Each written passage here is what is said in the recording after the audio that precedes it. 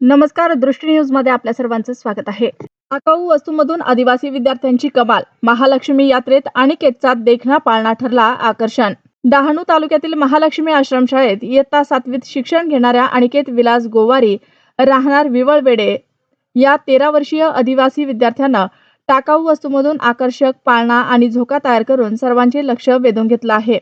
आपल्या कल्पकता, मेहनत आणि कलात्मक दृष्टीच्या जोरावर अनिकेतने साकारलेली ही कलाकृती महालक्ष्मी यात्रेतील प्रमुख आकर्षण ठरले आहे. महालक्ष्मी यात्रेनिमित्त विद्यार्थ्यांनी विविध कलाकृती सादर केल्या होत्या. यामध्ये अनिकेतने छत्रीच्या तारा, कागदी ग्लास, मशीनचे सुट्टे साहित्य, लाकूड, पुष्ठा, वायर आणि बल्ब अशा टाकाऊ वस्तूंचा वापर करून वास्तवदर्शी पाळणा व झोका तयार केला. त्याच्या या कलाकृतीतून बारकाई, सर्जनशीलता आणि पर्यावरणपूरक विचार स्पष्टपणे दिसून आला.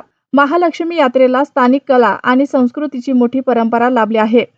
यंदा मात्र आदिवासी विद्यार्थ्यांनी सादर केलेल्या नाविन्यपूर्ण कलाकृतींनी यात्रेला वेगळीच रंगत आणली.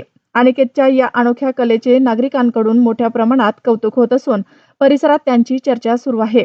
ग्रामीण आणि आदिवासी भागातील विद्यार्थ्यांमध्ये दडलेली सर्जनशीलता योग्य व्यासपीठ आणि प्रोत्साहन मिळाल्यास मोठी झेप घेऊ शकते, याची उत्तम उदाहरण अनिकेत गोवारीने आपल्या कलेतून दाखवून दिला आहे. टाकाऊतून टिकाऊ हा संदेश देणारी त्याची ही कलाकृती अनेकांसाठी प्रेरणादायी ठरत आहे.